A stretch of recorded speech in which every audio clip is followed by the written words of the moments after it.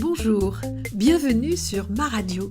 Aujourd'hui je suis d'humeur guillerette, d'humeur tango parce que la vie est belle, parce que le soleil brille, parce que le ciel est bleu, parce que j'aime. Quel sentiment merveilleux que l'amour. Mais comment réussir à définir ce sentiment ? En fait, je devrais dire le sentiment. Ce mot sentiment est décidément trop petit pour définir un état, une émotion, une pensée, une attention, un geste, une image, un envahissement, un sourire, une main qui frôle, un cœur qui bat, un cœur qui saigne, une arrivée, un départ, une explosion de joie, une explosion de colère, un remerciement, un anniversaire, un regard, un ami, un mari, un enfant.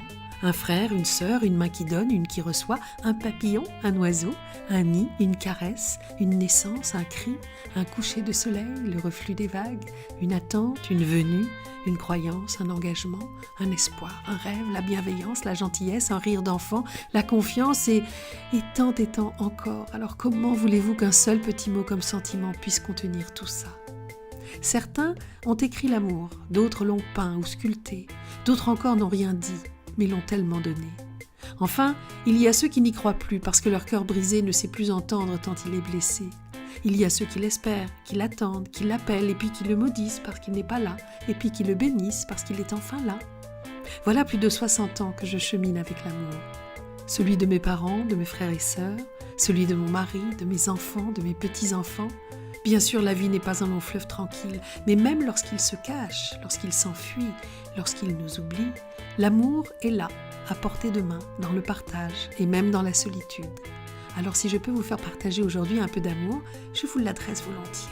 Comment expliquer l'amour ? Peut-être comme je viens de le faire à ma petite fille qui a 9 ans. Je lui ai expliqué pourquoi, à la naissance de son petit frère, ses parents ne l'ont pas moins aimée, qu'ils n'ont pas eu à diviser leur amour pour elle afin d'en avoir un peu pour son frère. Non, parce que l'amour a ceci d'extraordinaire qu'il est exponentiel, c'est-à-dire qu'il se multiplie d'autant que l'on additionne les personnes et les choses que l'on aime. Enfin, plus simplement, plus on aime, plus on aime.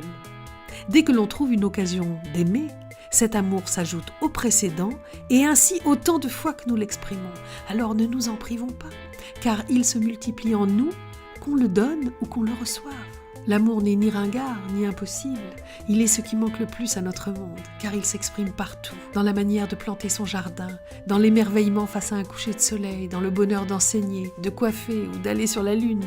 Il est à la base de la résorption de tous les conflits. Il est ce diamant qui sommeille au fond de chacun des hommes de cette terre, même le pire. Mais seulement, parfois, il faut le réveiller, il faut aller le chercher, le désirer, le polir pour mieux le ressentir, le vivre, le donner.